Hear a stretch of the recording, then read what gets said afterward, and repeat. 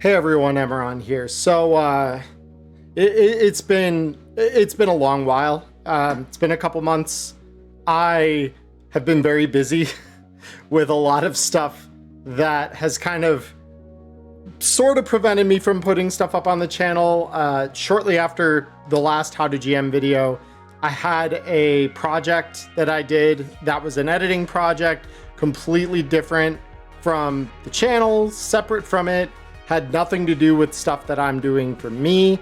So I do apologize that I've been away. I've been very busy. The month of October was absolutely insane for me because it started with that project and then evolved into my birthday. I am now 31. That isn't okay. I'm still coming to grips with being in my 30s, and having one extra year now on it is not good. That is not ideal. Someone help. Aside from that, I had a couple of trips. I have been just very, very busy in my personal life. I got sick a couple times, so it's been a month. So I apologize. Those of you on Patreon, most especially, I know you subscribe to me in part there to receive videos like this one early. So your support means so much to me. Thank you. And I apologize for maybe not giving you the benefit of that pledge over the last month or so. But we are back. The main reason that I took so much time away was largely in part due to the fact that I was kind of running low on topics to begin with. So the added stress of needing to figure out new topics in addition to all the other stuff I had going on, it wasn't going to happen, not easily, right? Thankfully, I have had some time. I have reflected a little bit on some additional topics that I think might be helpful in this series. And if I can't put out a video in this How to GM series, there are some additional topics and things that I do want to cover here in upcoming videos. And I'm going to try and be kind of dense in releasing these at least through the end of the month. So that way I can fill up some of the lost time here that we've had. So today's topic that I wanted to cover in the series here is something about creative liberty. Now, creative liberty is often discussed, I feel, as sort of this weird negative, kinda. There we go. My face is coming through a little clearer now. I apologize for that. So, as I was saying, I feel as though creative liberty is something that we more often hear of as kind of a negative. Like when we hear about a film and it's based on some kind of creative work that we really like, and the film is described as the director or the writer or the actors or so on and so forth taking creative liberty with a license. I often feel that that is descriptive of a negative point of the film, like they went too far off the beaten path. And that is something to hold against it. In tabletop, though, as GMs, I think creative liberty is extremely important. And what I mean by this is simply, not everything that we are going to put into our game or our world is going to be spelled out by a rule book somewhere. It is not going to be explicitly stated that, because there are no gloves in the core rule book, for example, of Cyberpunk, we don't have gloves at all in the dark future. That's idiotic, in my opinion, right? That is goofy, especially given the fact that there is a small bit of the life path you can roll where it asks what your odd affectation is, or something to that effect. What affectation are you never without? And one of those options is spiked gloves. And to, really point that out, like, yeah, these exist, right? But the only glove you'll find if you look in the core rulebook or into the even Black Chrome is battle gloves or something akin to a battle glove, a modified battle glove, which is more of a cyberarm substitute than it is just a functional piece of clothing, right? So with that said, I want to kind of highlight this because this came out of a discussion in the RTG Discord, and I'll put it up on screen in edit. I'm going to read it off of my phone because I want to make sure I present this in the right light. But this is kind of the inspiration that I have for today's video. So let me get that pulled up here, and then I will go through all of this with you. Just so we're clear, I've censored the names of the people who had this discussion as well as the timestamps. Mostly, I don't want these people to catch any harassment or their GMs or anything like that. That's not what this video is about, but their messages in Discord, I feel painted a really good picture of why this isn't a good thing for us not to take creative liberty in this case. So a regular poster asks, am I mistaken, or did Artel put everything into the agents except a flashlight? Like, it talks about its phone features, then goes off on a tangent. Normally I wouldn't care, as would be a GM's call, and most rule LED lights have been standard equipment for smartphones since like 2000s. I am playing in a very rules as written group, and that feels somewhat missing. So already we are talking rules as written, which has a place, right? Like, I am a person who leans more rules as written by and large, because I don't want to be bending a rule when I don't understand it, right? So I'm a firm believer in we have to learn the rules before we can bend or break them, right? So if you are breaking a rule or bending it or making it change to suit the needs of your game or your setting or the situation that you have at hand, you have to know what those rules do first, because if you break a rule and you don't understand that, you risk breaking the whole game.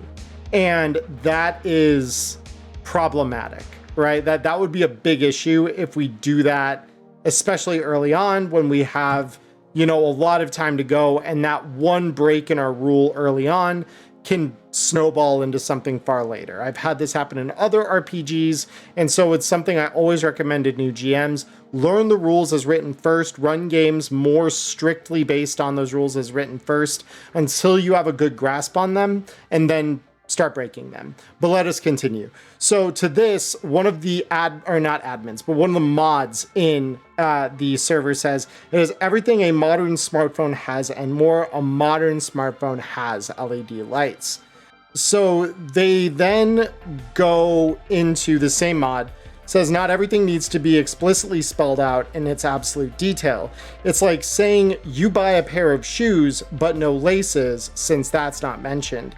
Everyone knows you have it. So this is kind of my take, right? Where if an item, especially general gear, right? Like, general gear is the most like fluffy stuff, it feels like, most of the time, unless it confers a stat benefit, and that somehow is affecting how you then can use the item, right? And so we now come to the crux of my argument in the video is, why wouldn't a phone have an LED, right? Or why wouldn't a phone have a camera, right? And that's what we're talking about with an agent here. It's these things aren't spelled out in the agent's descriptor, but the agent list, even the more comprehensive one that exists in the Night Market Index, doesn't really spell it out as like, this is all it has. It says it has the functions to do some of these. It is more describing it as these are the things it can do, but it's not an exhaustive list, right? The poster then kind of, I don't know, and slightly to me it sounded argumentative, but it's probably just entirely lighthearted. My shoes are slip-ons, and the mod then replies, okay, I'm done. And I understand that, because it's like, like I'm trying to help you and you're missing the point almost on purpose here. And the poster then replies, sorry, like I said, it should be there, but in this game, if it's not listed in the description, it doesn't have it. I just assumed that it was there because the LED flash and flashlight features have been around forever, and I was looking for something raw that confirmed it. It doesn't help that it's in 3 different places: character creation, night market master list, and its own entry on pages 319 through 321. To which our barefoot at our Telsorian asks, I have a question for you.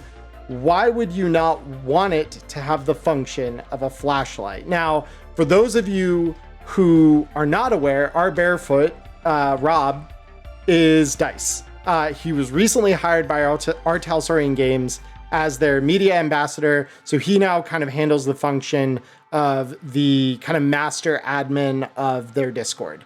And so he's the only one I'm going to name here because his role in the server is a notable one, and this is going to be important as we kind of go forward here.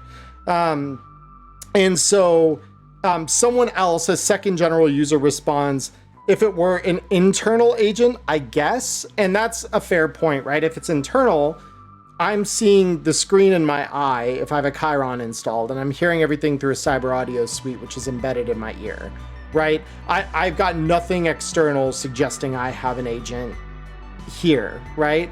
Everything I functionally use an agent for is on my inside. Though, even in that case, I would argue it probably is a video function of some kind. But this also then, I think, adds utility to installing a flashlight in your eye, because that does exist. That is cyberware you can take. And we could, expand on that, because like obviously you need the Chiron cyberware to be your agent's screen.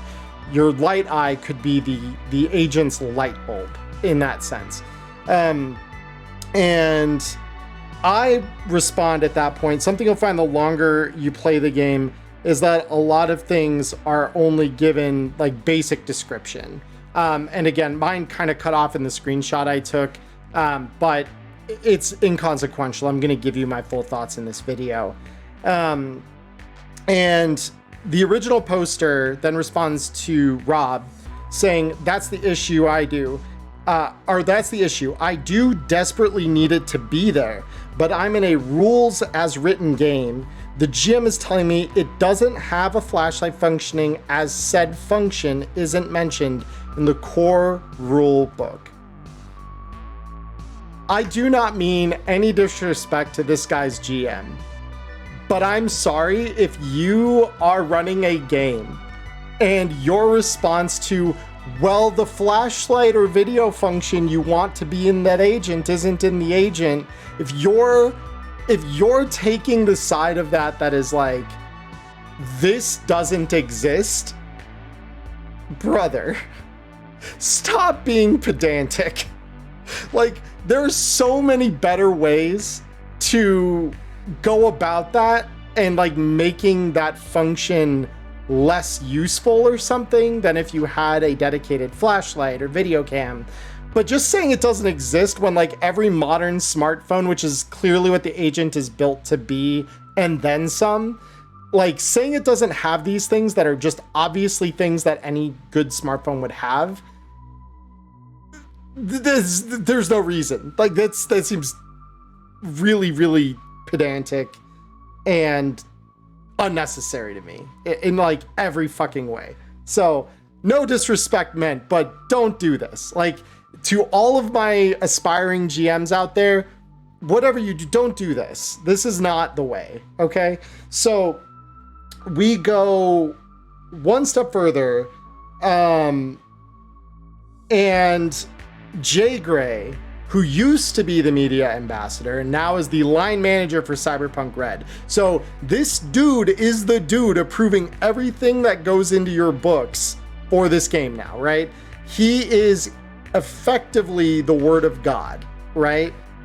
And he says, flashlight app cranks the brightness of your agent's screen to maximum levels, focuses the light into a beam, simulating a flashlight. 20 eddies every day. So if you really need it to be an add-on, he has literally just made an app for you, right? That is the same cost as a regular flashlight. So you just install that shit on your phone, bam, you've got a flashlight, you know? And he literally says, there you go, considered official, show your GM. And to Jay, I love you, man. It's really fun. That was really, really funny. And the OP even responds below, thanks, Jay. And so it was a good little comedic ending. So again, all's well that ends well, right? Now we have a raw flashlight app, right? But that it shouldn't have needed to get to that point, in my opinion, right? And again, I'm just some dude on the internet who really likes Cyberpunk Red maybe a little too much. So take my word with grain of salt. I do not pretend to be the word of God. I do not work for Artel Saurian Games in any official capacity outside of like volunteering for them at conventions. But this is something that I think we can take into all kinds of avenues of the game. Like this was just one stupid thing about an agent. But if we extend this, right? Like I've had this argument with people when they start talking about the difference between an armor jack and clothing. And the game suggests pretty clearly that you can have armor jack sewed into clothing, right? Like they don't need to be separate items altogether. And when we start talking about headgear, especially having an armor jack installed, it would be weird, I think, right? If you lived in a city where violence is as prevalent as it is in Night City, and certainly Night City is not even that exceptional where that's concerned. I think cities all over the world in this time in the dark future, we're crashed out of a global net by and large, right? There's a little exception to that, but for the most part, real-time communication between people that live in different parts of the world, different cities across the US, these places largely are disconnected, right? And I feel as though when we look at the way that the world has evolved, it makes sense that things that are not heavy armor, right? So when we start talking about like light armor jack or lower, having that sewn into your armor in some form, those of you who have seen John Wick is like a great example of this, where their suit jackets literally have like a carbide plate installed in them, or a series of carbide plates installed in them to block bullets, right? That is, in my mind, what armor jack is, right? And so in my games, I have always taken the liberty to say, yeah, like if you get, if you want to have clothing and have that clothing serve as armor jack, have it serve as armor jack. I don't see a problem with that. And like, obviously, if you've just had it sewn roughly in, you might still need to roll conceal reveal object to make sure people don't recognize that that is armor, right? So like, obviously, if you're walking into a club and you're wearing an armored suit, that's going to be coming off kind of different than if you were a regular dude walking in with normal clothes, right? You are, by your appearance in that instance, coming in ready for trouble.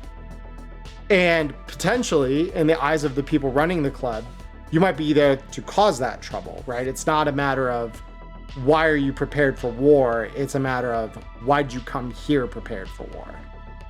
So that can, because I know that there are some bits of clothing in Black Chrome especially where it says, you know, this is armor, it has the appearance of this kind of clothing, like the Laserlight Street Jacket is a great example of that. But I think we can take liberty with that as GMs and say, well, if Laserlight can do it, Corner Tech could do at least something like it, right? You're not going to have that brand name recognition. And that's where we as GMs can ask, okay, well now, how do we differentiate this stuff that is designed from the ground up to be fashionable armor from your Corner Tech sewing your light armor jack in with your Urban Flash shirt or whatever? And the way I think we do that is by, well, Laserlight is a brand, and like they'd probably be notable that they are armored, right? Like that is armored clothing by definition. It's not a tech that has tried to conceal the armor, or because it's laser light, you are more fashionable. So if you walk in like that, people might be more willing to overlook the fact that you've got armor, because man, I just like the fucking light bar around my neck. I like the collar popped up and glowing, right? And they might be like, yeah, man, that's a fucking cool jacket. Like, come on in, Shum. Let's have some drinks. Let's talk biz. What have you got for us tonight? And that changes the dynamic. And it, I think, then preserves the place of some of these items in Black Chrome that carry that appearance as a feature of the armor. Thank you to all my patrons for the month of November. Your support makes doing what I do easier and allows me to do more with the time that I have. Thank you all so much. If you would like to support me in what I do, please join these fine people by following the link in the description below.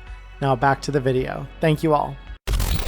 So, when we start talking about taking liberties, I've kind of discussed this already as part of the armor discussion, but let's talk even more broadly, right? If a player comes up to us and they say, hey, GM, I have a great idea, but I want to know what you think about doing this.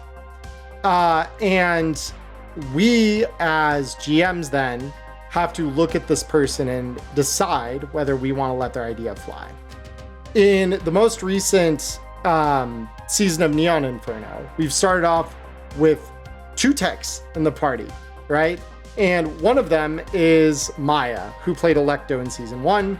Maya is a very smart player, right? She is incredibly intelligent with the way that she picks things to invent. And if you have a tech in your party, this liberties discussion becomes all the more important, because now you're deciding what your tech can invent, right? We're allowing things based on what they're capable of doing.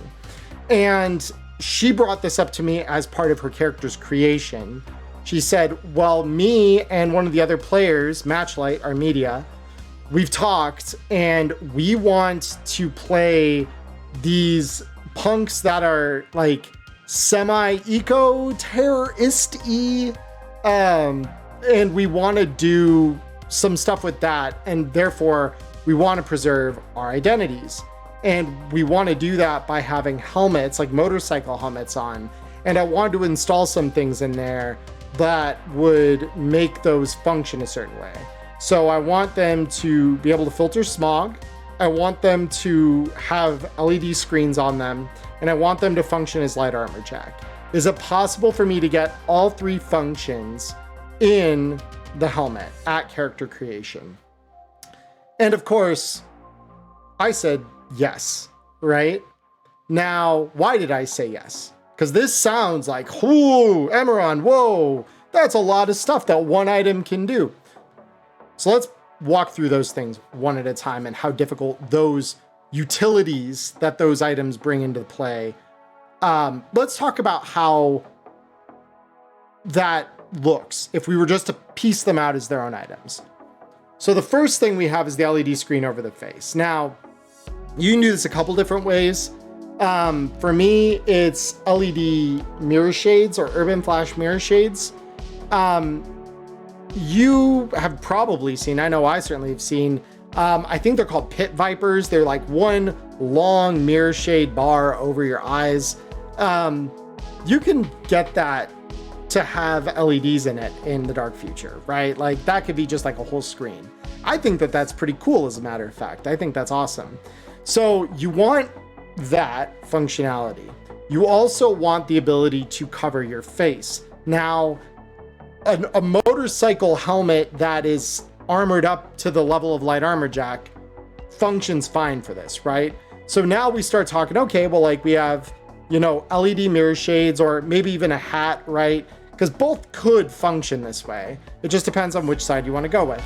And so, you know, we do an urban flash, either mirror shades or head, and then give it light armor jack, because now that LED has just been implemented into this front panel. And then smog masks, which I think are 20 eddies. They're cheap, right? Can filter things like she's describing. And to implement that filtration system from that mask into the other functionings of this item, I don't see this as hard, right? Like, that is a relatively inexpensive mod. It wouldn't cost her much time or resources to go through and do that. The rolls on making something like that would honestly be pretty cheap. Like, we're talking, this is maybe at most a 500 eddy item if we want to go that far, but I don't really see a point in doing that. To me, there's like 100 eddy style item that is like a jerry-rigged motorcycle helmet that has exhaust filtering capabilities, right? That seems pretty easy to me, right? So it doesn't break the game, because they could have all these functions by just wearing these things normally, individually, or like putting a bandana over their face so that they're, you know, protected from being identified to an extent. Like, these are other things they could have done, and they would have gotten the same function, but then their idea of these characters and who they are wouldn't be realized, right? And Cyberpunk's all about style over substance, right? So if we want to look cool and the substance is still there, right? Like, it's not even style over substance at this point. It's style taking substance and mixing those together, right? Like, there's no reason to deny that. So I think the next time that any of you out there have a player ask, hey, GM, can I do this? Evaluate how hard it is for that player to get the desired effect of that item normally. And if necessary, like, it might be something that they've gone way too far, right? We might talk about, for example, a gun that has a larger magazine size than its standard counterpart with no drawbacks. Like, that's not gonna fly if they're asking for doing this without just having like an upgraded magazine attachment for that grenade launcher or whatever. Like, there should always be a drawback to this, right? The most important one I think we can look at is quality. Like, if we look at Black Chrome first and foremost is an excellent book for ideas where that's concerned, right? Because even though it says these items are all exotic, all an exotic item is it means there are added rules to the way this item functions that would not happen if this were like a prototypical example of like a gun of a particular type or a piece of gear of a particular type. It just means it functions a little differently. And that comes with some restrictions, but as Black Chrome illustrates, we can allow for those restrictions to not be a problem, right? Like some of the guns being exotic, but still accepting non-standard ammunition, like incendiary rounds. That is acceptable, right? We can do that. And as GMs, I think it's important that we remember those things, especially when we have techs in the party who want to do something really creative. But even the core rulebook says, if your GM looks at this design, says yes initially, and then later on sees, ooh, that might be a problem, this kind of breaks the game in a way I didn't predict or didn't foresee, it is okay for your GM to come back to you and say, hey, player, I am sorry, I think we may have overtuned this a little bit, so let's talk about how to rein that in a little bit or lower its power a little bit so that this now makes it less overpowered or broken, right? And so, yeah, that'll be kind of the way we can balance it. We can add minuses. We can add poor quality to it. We can restrict its ability to load certain kinds of ammo. We can restrict the ability for it to have attachments. Or we can, if some of the functions on it would normally be an attachment, we can remove it and just say, you know, it's an exotic that does these other things without this benefit that the attachment would normally give, right? Because the standard functioning of this would not have that. So we can play around a little bit. And as always, if you have questions, my Discord is linked down below. That Discord has an Ask the GM channel. I, as well as many of my GM friends, are in there. We are happy to answer your questions in the event that you have, you know, maybe a kind of fringe ruling where you're not sure, does this break balance? Does this not? I know recently I've had people asking about encounter balance in there, and I think that that's a really good topic that I will probably readdress. I think I've addressed it a little bit before on the channel, but especially in the wake of Danger Gal Dossier being a thing, I want to, I think, come back and talk about it again. So with that said, definitely check that out. Definitely look into that. If you want to ask me a more specific question and you maybe don't want to put it down in the comments here or something, but the comments are open as well. If you think I missed a part of the topic here, hello Skinny. If you think I missed a part of the topic here and you would like to see me cover it, absolutely let me know.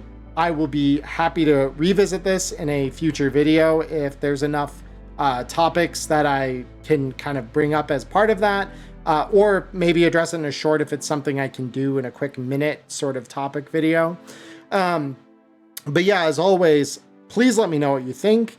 Like and subscribe. It helps me in the algorithm and spreading the word to more new GMs as they kind of build into the game. And yeah, until next time, I hope you have a wonderful morning, evening, or afternoon, wherever you are in the world. Stay healthy, stay safe, and until we speak again, peace.